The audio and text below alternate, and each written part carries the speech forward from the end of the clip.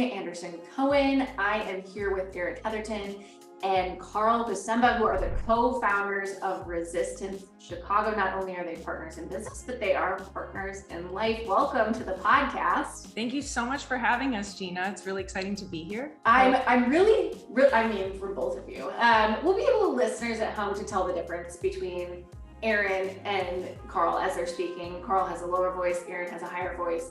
But before we jump in, I'd love to hear from your perspective about Resistance Chicago. What is it and what can listeners find inside your studio walls? So we're an independently owned Lagree method licensed fitness studio that focuses on very small classes by current class, group fitness standards. If you haven't tried Lagree method, Lagree tries to distance itself from Pilates, but I think the easiest way to describe it is it's a method of fitness that kind of combines elements from Pilates, strength training, yoga. It's more intense than Pilates generally is in terms of how sore you're going to be the next day, how challenging it is to stay in the poses for a longer period of time. And where Pilates might have more of like a restorative rehabilitation focus, this is definitely about building lean muscle, burning a lot of calories and just getting a really tough workout. Yeah, and you can be found on the mic, Erin. I've taken your class. How would you describe your teaching style? Like, surprisingly to me, I'm more kind of loud than I thought I would have been. Like, I definitely love encouraging people and lifting them up and just like bringing everyone to like a higher level of intensity. So yeah, I'm definitely trying to inspire people to hold poses longer. I'm definitely, my classes are pretty hard. I don't think they're the hardest of all the instructors. I would say from my experience, I loved your class too. I think you're definitely in command of the room, and you have this quality that I think the best instructors have, which is like loud praise and quiet correction, which I saw you sort of do throughout the class, which I loved it. Whenever I say that, I'm like, how people want to feel in class. So it was really delightful, very hard. I was perfectly sore after that. I love it. It is such a perfect soreness. I feel like that is what got me hooked on Lagree in the beginning. It's like that perfect soreness, head to toe, every single muscle group just aches, and you feel like you accomplished so much in just 45 minutes. It's crazy. Yeah, and within your studio walls, you have two pieces of equipment. You have the curved treadmills as well as the megaformers. You have the top line, newest of newest megaformers, right? Yes, they're definitely the biggest. I mean, they're big and cushy. They're comfortable to be on. They have a lot compared to other Lagree studios and their equipment. I think there's just kind of some more handlebars, some more options to be able to utilize and get into different poses. And also our treads they're the assault treads. They're super great. You control the speed, and just running on a curved treadmill versus one that is powered, you're burning 33% more calories. You're just working harder, and you're using also, my favorite part, you're using more of your glutes and hamstrings to actually pull the treadmill and keep it moving.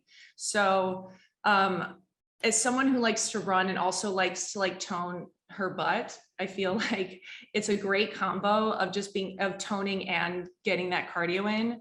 And yeah, we soon will be reinstating a kind of broader range of our run resistance class, which is half cardio, half on the treadmill and half Lagree.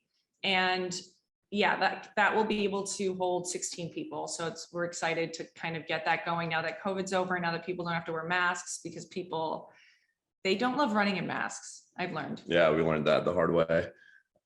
We put a lot of thought into the equipment that we wanted. When we first kind of entertained the idea of opening a fitness studio, we spent a lot of time just taking classes. We went on Mind Body, ClassPass, like everywhere that we could, just see different, even workouts that we otherwise weren't we weren't particularly interested in. We just wanted to get like a taste of everything that was out there.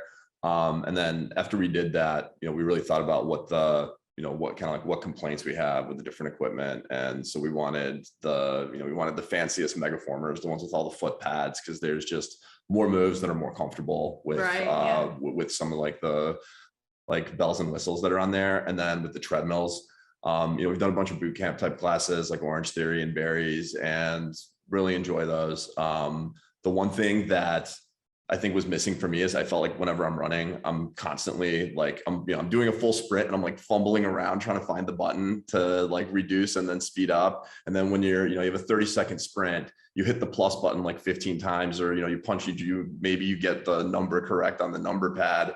And then you're just waiting for this treadmill to like keep up with you. And so with the curved treadmills, it's a little bit more natural. You just start running faster, and it just kind of goes. So that was definitely like a very intentional choice that we made when we were deciding what the unique class that we're going to have is going to be performed on.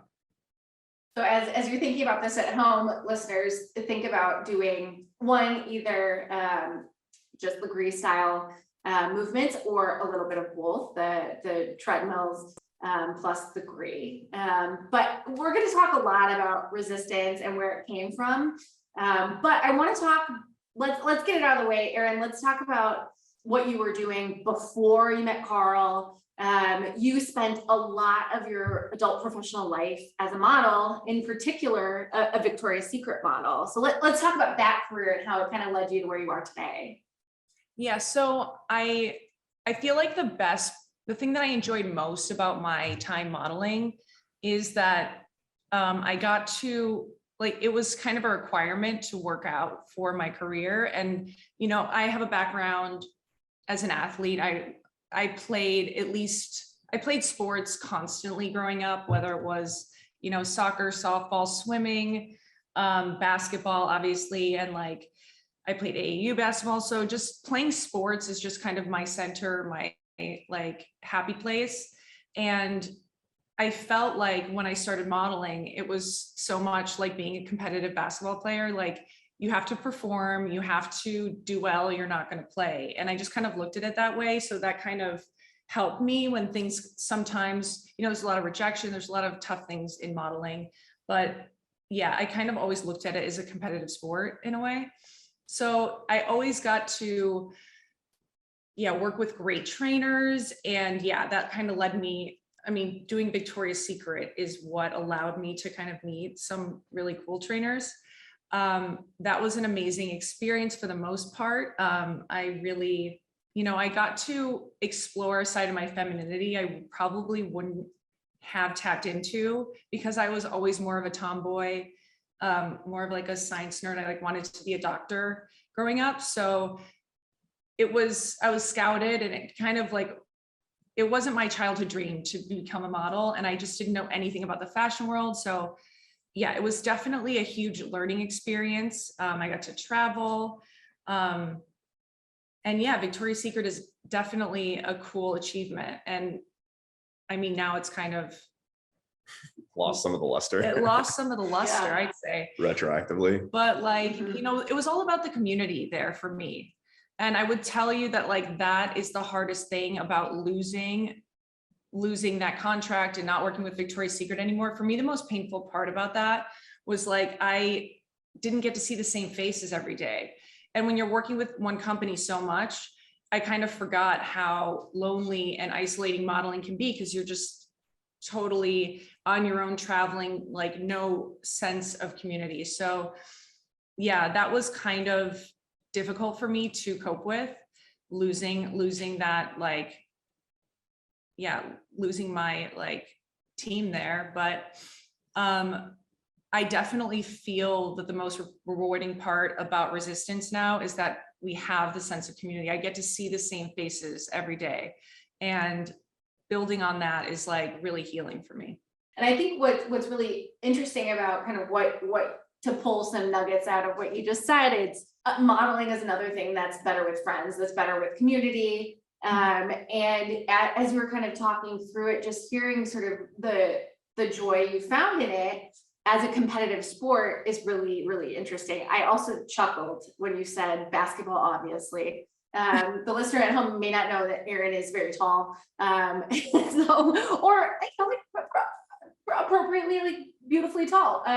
So I would love Erin to dig into a little bit, like how old were you when you started modeling? And how did you look at your body at that point? Yeah, so I started modeling when I was just turning 17. I was scouted actually the day of my first plane ride.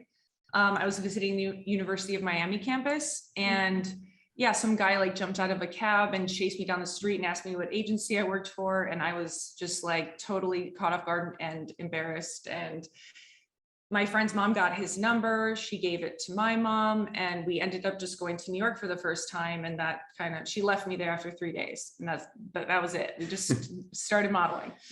And yeah, it was kind of a blur. I did a bunch of high fashion, runway stuff, which was definitely high stress in terms of like being super skinny, because in the high fashion world, like they just like, I just remember I was doing this Balenciaga casting for the show, and like the stylist was trying to help me, you know, I was in the final stages of getting the show, and the stylist was like telling me to pull my boobs back to hide them, so I would like maybe get the show, you know, like the assistant was trying to help. But yeah, just like things like that was kind of intense. And I think that when I started doing Victoria's Secret, which was in 2008, it feels like a lifetime, but I started modeling in 2006.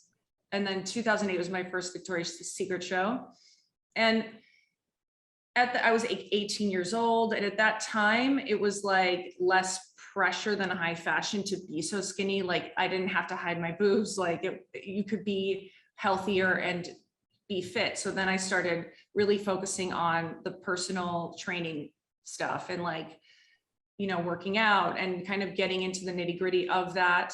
And yeah, it was like, that was really rewarding for a period of time, like 18 to 24. But then at 25, my body just kind of it just changed. You know, I got older and I just wasn't as small as I used to be. And I think that's when, no matter how much training I did or being careful about my diet, my body just didn't want to be 18 anymore. So yeah, so that's when things kind of got really complicated.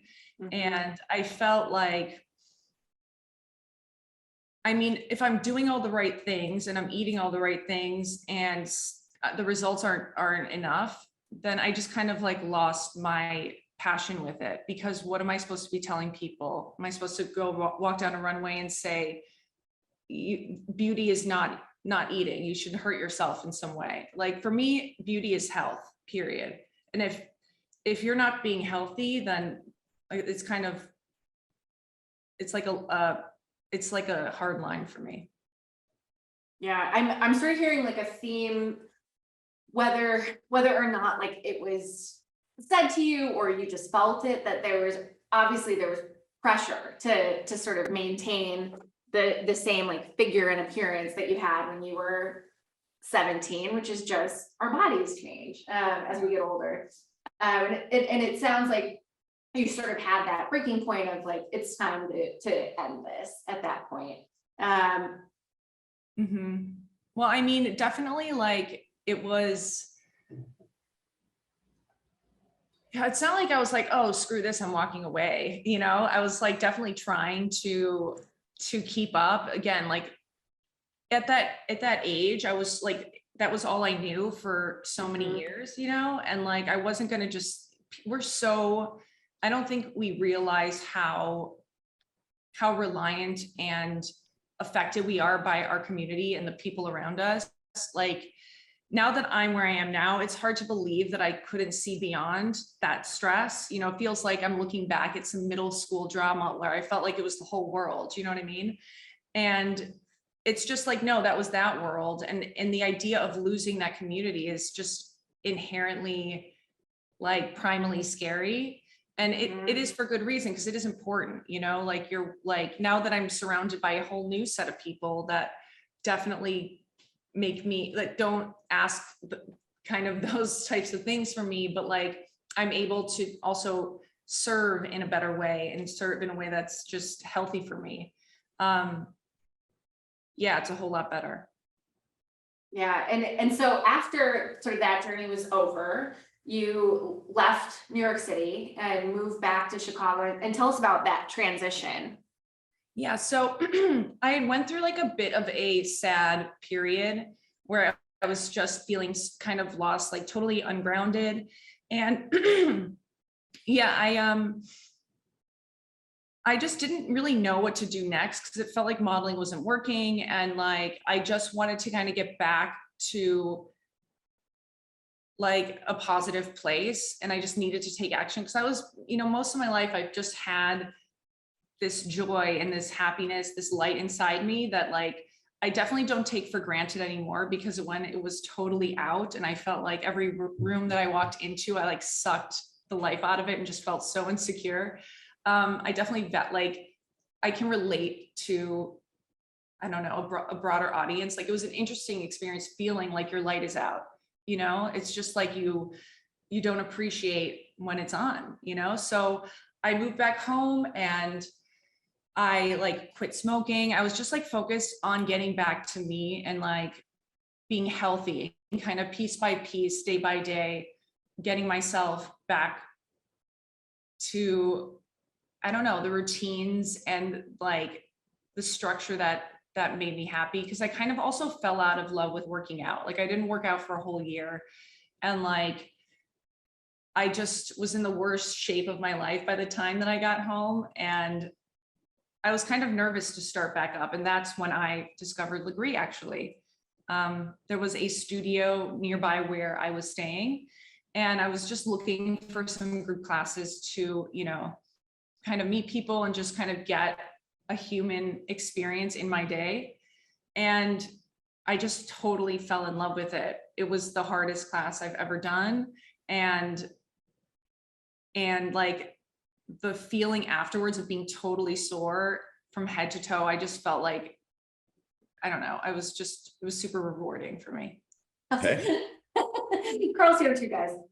So in walks Carl to Erin's life at this point. Tell us the story of how you two met and how you introduced Carl to Lagree. So we met on Hinge.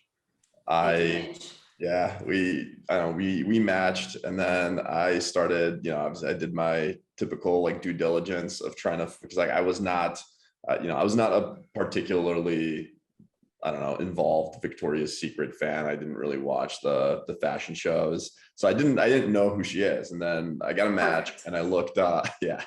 And when I started like typing the name into like Instagram and Google, I'm like, oh no, this is just a fake account and somebody is catfishing me. But I messaged her anyway, and it turns out it was her. And after an extended back and forth, we went out to dinner and had a great time. And then for a second date follow-up, she suggested that I go do a Lagree class with her. And that's, I'd done Pilates like maybe once in the past, kind of, I was always like weightlifting, basketball. I did boxing for a long time, and I just wasn't, I kind of thought, okay, well, this will be like an easy workout. I'll go do this maybe like later in the day, because I wanted to just keep the relationship moving forward. So I'm like, okay, I'll do this thing. Maybe like later in the day, I'll go get a real workout. And I got just absolutely rocked during the class. And it was different than anything I'd done before. So we just started going together. Like a lot of our like early interactions, I don't know, probably like half the time was just going to classes together. And then, our relationship kind of evolved from there.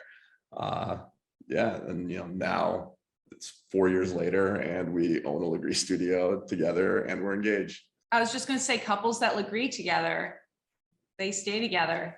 I always tell, like, I think it's a great couple thing to do because it's like trauma bonding. You're just experiencing something so hard together, but it's just like, I don't know, it's good to have someone to support you. It's so nice to have someone help you be a better person. And like, definitely after I moved back home, like I was definitely focused on, okay, I want to find someone that makes me a better person, that like lifts me up in the right direction, not the other, not pulls me down to a bad space. So yeah, I definitely think there's a lot of couples that come to our studio together. I just think it's a fun. Yeah, I love seeing that. Yeah, it's nice. Yeah, I also think it was kind of refreshing, because I think when you're, at least for me and most people that I know, when you're dating, it's like this long process of just doing generally like largely unhealthy things, right? You go out for dinner, you have like a handful of drinks. And I kind of enjoy them. Like, okay, this is, we're kind of like moving forward in this relationship, but we're doing something that's actually productive and that I don't have to feel, bad or guilty about. So, yeah, so I think that was actually just a really nice element of it. Karol, I know you mentioned that actually going through this process with Erin and seeing her get certified in Lagree actually made you, and seeing her passion for this workout made you actually fall in love with her more, which I think is lovely. So it's like this whole coupledom is wrapped in Lagree. Yeah, I mean, when we met, I think, what she discussed about trying to it was very obvious she was putting a lot of effort into, whether it's finding a routine, finding herself, figuring out her career. I definitely admired the effort she was putting into it, but there was obvious, I saw like a real passion for, this thing that we were doing together, going to these classes.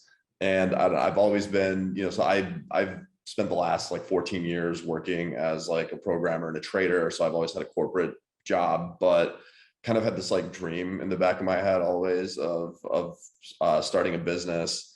And when I saw just how much Erin loved this thing, and obviously I enjoyed it a lot myself, I was both I thought it was, I think it's always attractive when somebody has a passion and commits to it, and you see them working hard and making progress.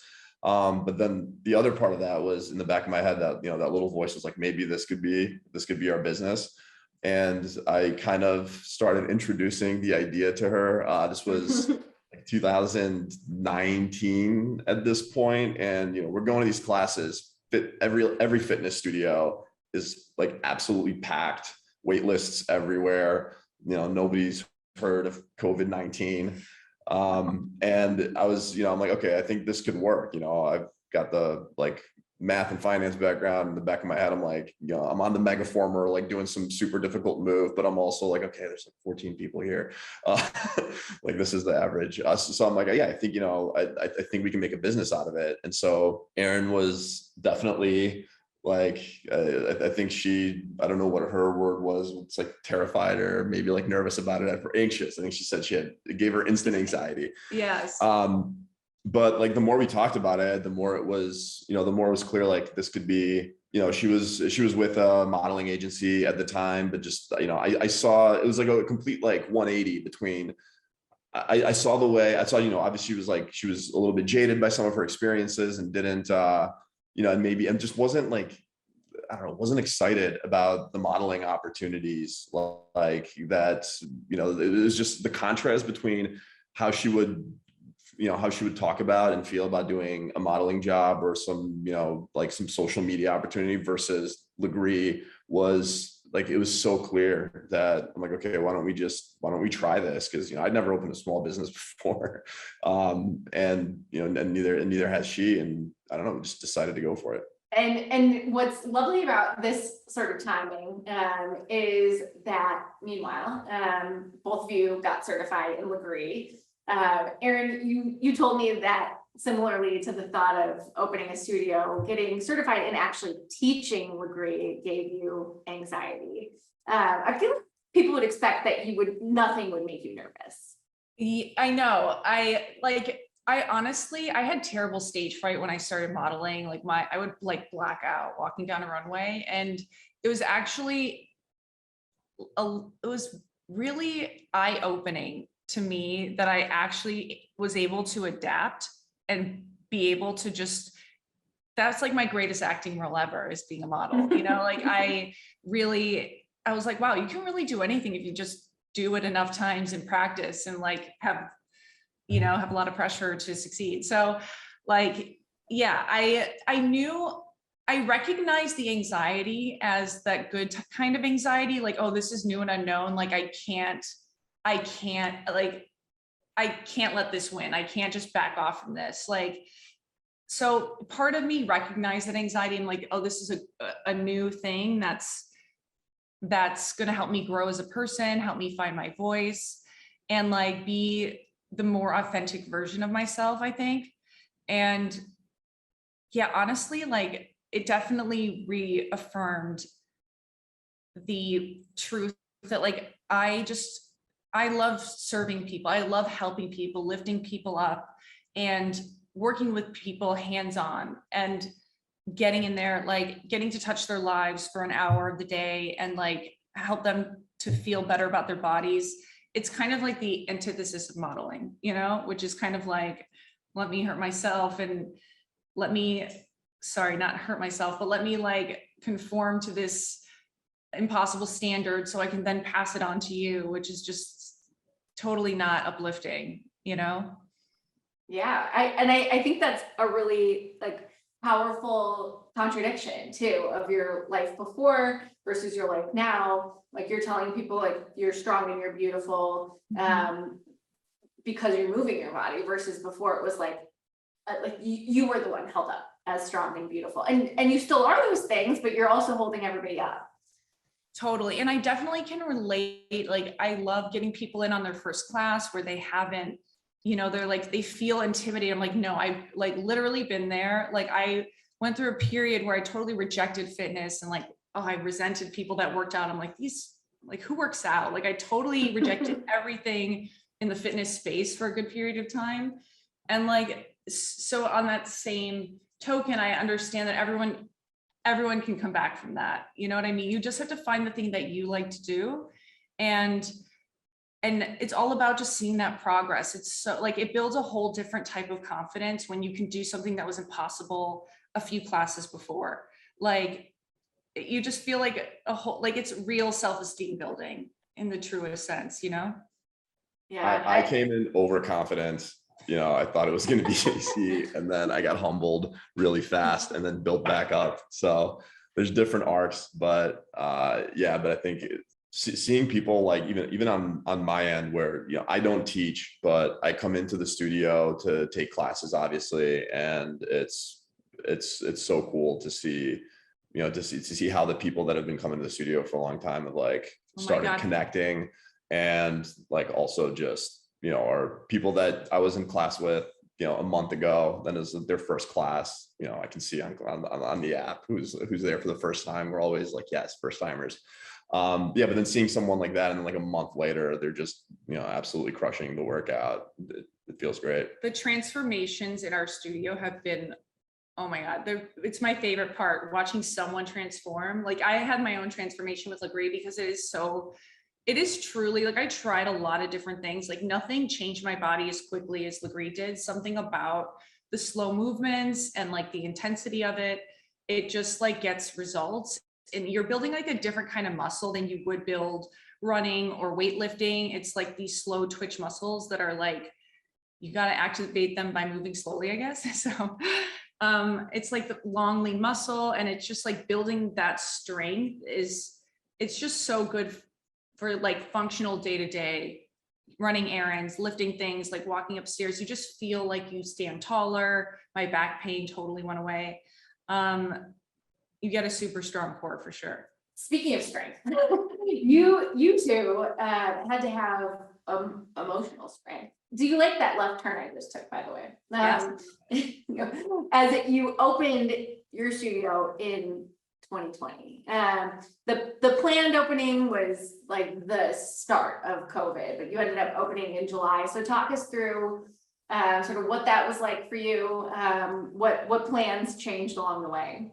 Yeah, so I came, you know, I came home from work one day when going to work meant going to an office, and you know, like I said, I was in financial markets, and like markets started going down. COVID was not like a mainstream news story yet, but it was very obvious that, you know, a lot that like some people out there were getting really worried. And we had just spent the last, I don't even know, however many months, like building branding, everything all the way down to, scheduling the instructor training, down to literally discussing how we're going to have this big grand opening event, get as many people into this 2,000 square foot studio as possible. And I just, I got home, like, we have a problem, like, this is going to be a thing. And yeah, Carl ordered like gloves and stuff I'm like, you're crazy. What are you ordering gloves for? like rubber gloves and PPE and I was at Whole Foods, like right. getting all the like rice and non-perishable food. You still have that rice. Just in case. And and like maybe, but still, like, okay, like I knew, I feel like this is not going to be good for us, but we'll see how it goes. And then we still, there weren't really cases in the US. And then we did our instructor training in February. No lockdowns yet. Everything seems like it was the first week of March.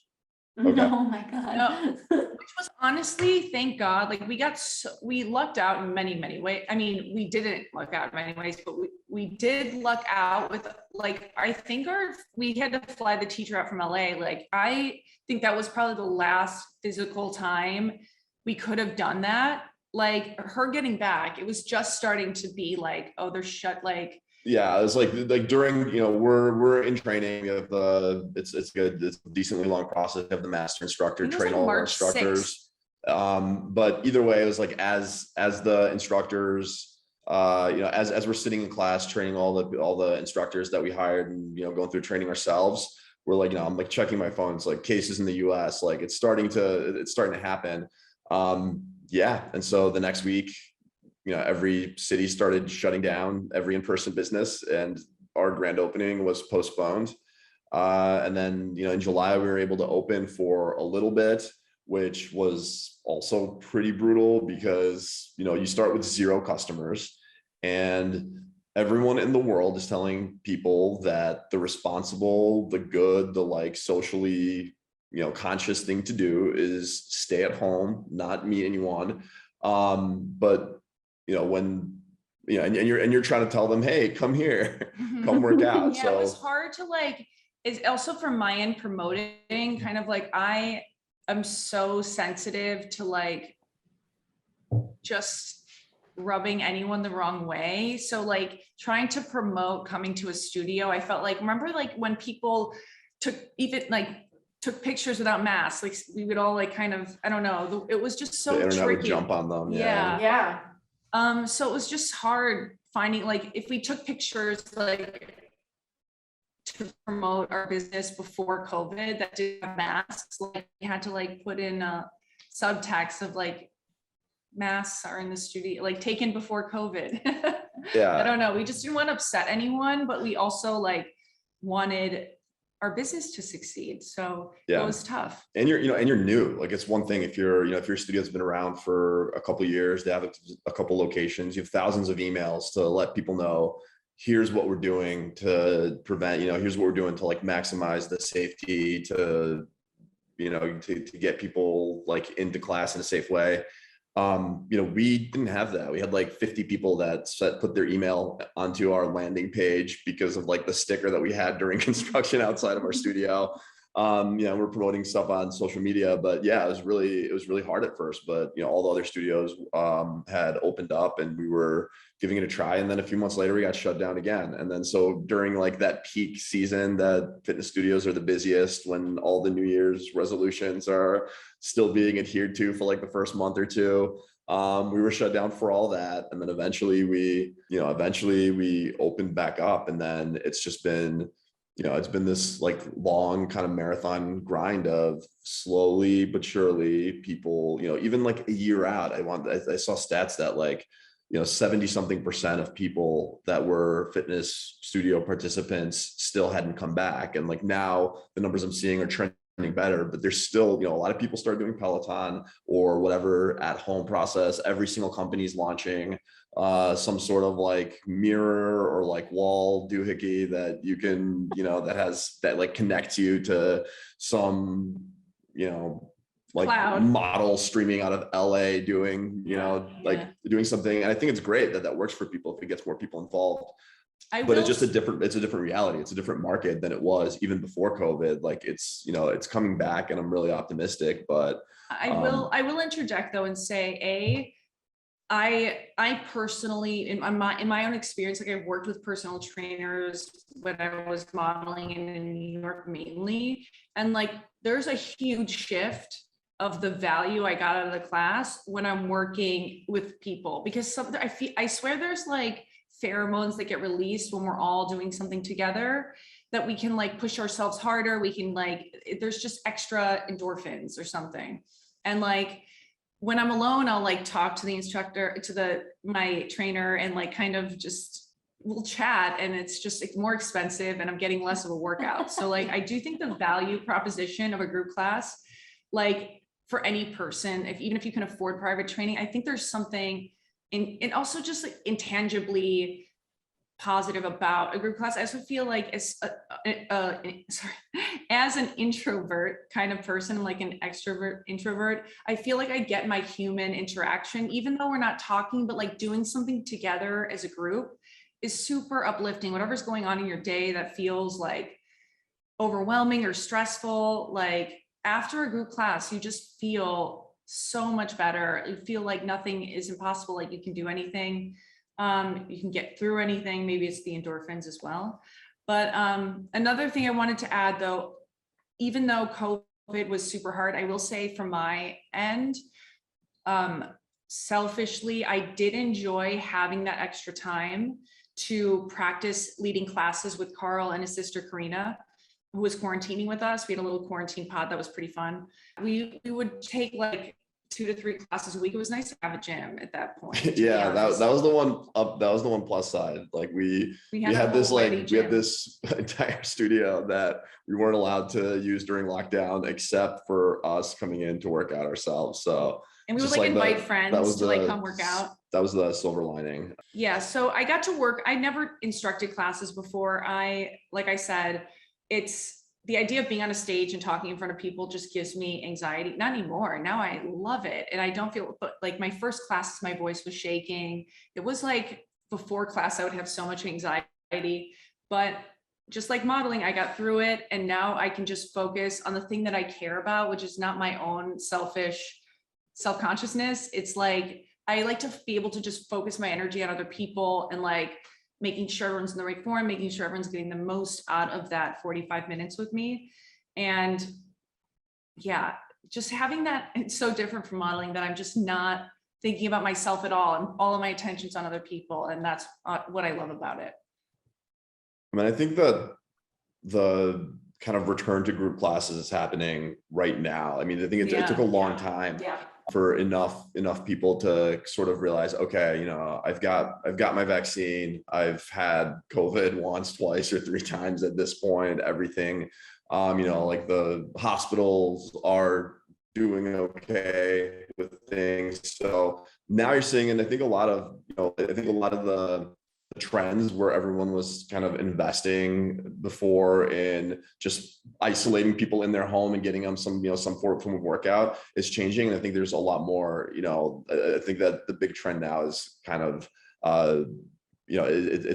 it's fitness that like includes that in-person element. And like, we're kind of back to like, okay, how do we make the in-person like fitness better? Because I think a lot of people are coming back, and that's been great to see. And I'm glad that we like stuck it out, even though we're turning a corner finally. Like the timing the timing couldn't have been worse, but I think you kind of have to look at the positive of it is, we made it through the worst thing to happen in the fitness industry, like either ever or in decades. And that's really, it's forced us to be better. It gave us time to, it gave Erin time to improve as an instructor. It gave me time to, to like think more about like, what our brand is, like what we're trying to build, what we want the studio to be eventually. And, it just kind of feels like, okay, we made it through that. Then now it's all just, rainbows and butterflies. Well, we can hope. We've talked a lot about getting back in studio and sort of growing both as an instructor and as a studio over the past 2 years. Let's talk a little bit about the community. that you're both so passionate about and have seen grow and evolve inside your doors. When did you know that community was sort of off and popping at Resistance? For me, it was, Erin's there pretty much every day teaching. And I take classes, I take classes sometimes, like I'll take a couple of weeks, sometimes I'll be like injured and I'll come back. And there was one time for me, so for her, I think it's very gradual, but for me, I had, I hurt my back golfing. I took some time off and I came back to the studio, and, before it was like, as people were kind of coming back from COVID, before it was, masks on every, we had a hard time filling classes. We'd have a lot of, 4 or 5 people, would be like pretty good. And then I took this break, something shifted.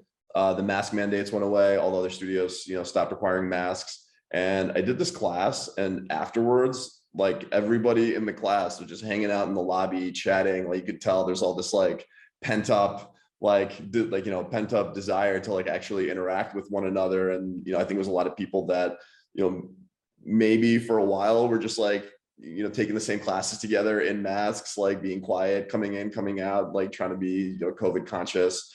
And that for me was just like, it was great. It was like it was like a cocktail party where everyone was just chit chatting. There was like separate groups of people like intermingling. And that felt really great.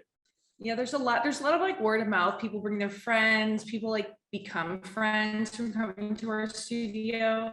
I think that working out with us, like there probably is this trickle down effect of like, we are such a mom and pop shop, and like it's such a, choosing to spend your time here is kind of going to that offbeat coffee shop, and it just, whoever's there, like, I don't know, people feel more comfortable making friends with other people, and I love that. And I'm glad that we have facilitated that, because especially now that we've moved, we live like next door to the studio, so even more so, it feels like this is our community, this is our home, and like everyone's our neighbor. It just feels very quaint and nice. Yeah, it's hard to like, I don't know.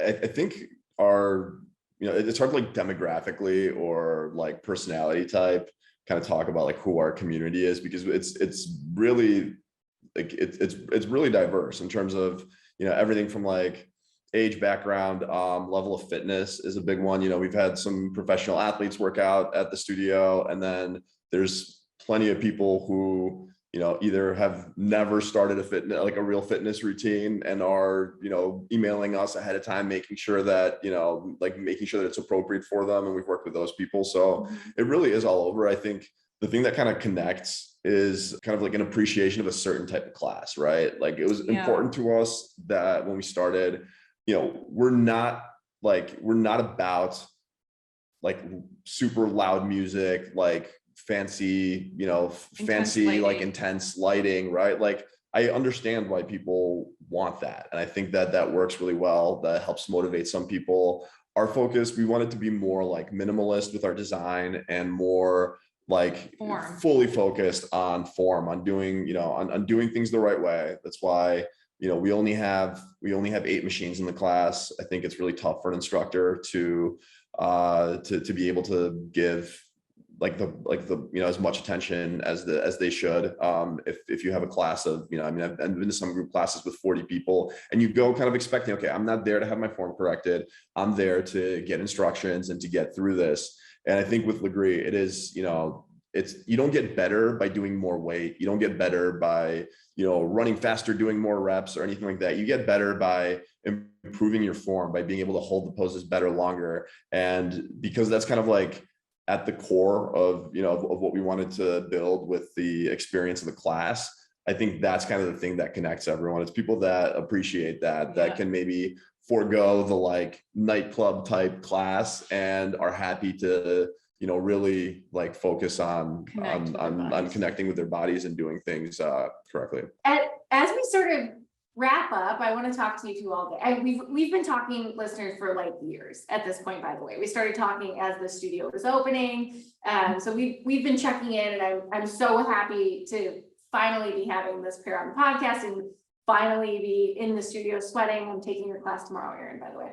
Okay, I'm so happy to hear that. So as we sort of wrap up and we're encouraging listeners to get in and take your class, what's a tip you have for their very first resistance class? My tip for your first class is just like let go of any, like, for me, it was like my first class help me let go of my perfectionism in some way, because I was by far the worst person in the class, and I'd never been the worst, like so bad at something, I feel. So I always tell people, just let go of like your perfectionism, let go of your ego, and just like come and focus on connecting with yourself. This is about you connecting with your body, and anything that you're going to do in the studio is going to be much better. Like you can do child's pose half the time, but if you just participate a little bit, you're going to get the best workout that you can possibly get in Chicago, and you're going to feel it in every single muscle in your body. Yeah, there's no leaderboard, right? Like that's also kind of antithetical to what we wanted to build. My like much easier than allowing yourself to like mentally let go of perfectionism, because I think that, you know, you can do it, but my more obvious tip is just pick a machine in the middle. Like you're gonna get there. You're gonna be you're gonna be tempted to like go on the end or the corner because like you're, you know, whatever, you haven't done this before. But yeah, first class, pick a machine in the middle. That way, whether you're looking to your right or to your left, odds are there's someone with some experience next to you. And then you know that's starting out, like you mimic form. Like there's like every class, there's a combination of people that are just, you know, basically pros at this by now, and people that are brand new. And it's all about, you know, I think a big thing about where like the community kind of comes in Lagree is you get better by watching people do it better. And so you can actually benefit from somebody else's experience. You don't have to feel like you have to compare yourself to them. You just look at what they're doing, adopt it, and you grow from there. Everyone's had their own first class, and no one's first class is easy, like at all. I think it's really the hardest workout that there is, but you get so much better at it. It stays hard, but like it's a different kind of hard. It's like the most unique kind of hard, I feel. So don't be shy. Come in. We love first timers. Like, just get over here. Yeah. And listeners will get an offer in this episode, as well as in the show notes. So don't miss that. Don't sleep on that. Erin, Karol, thank you so much for joining me. Erin, I would say you are the dreamer, and Karol, you are the grounded one. Yes. He is based on like your tips. String to my kite. Perfect. That's perfect.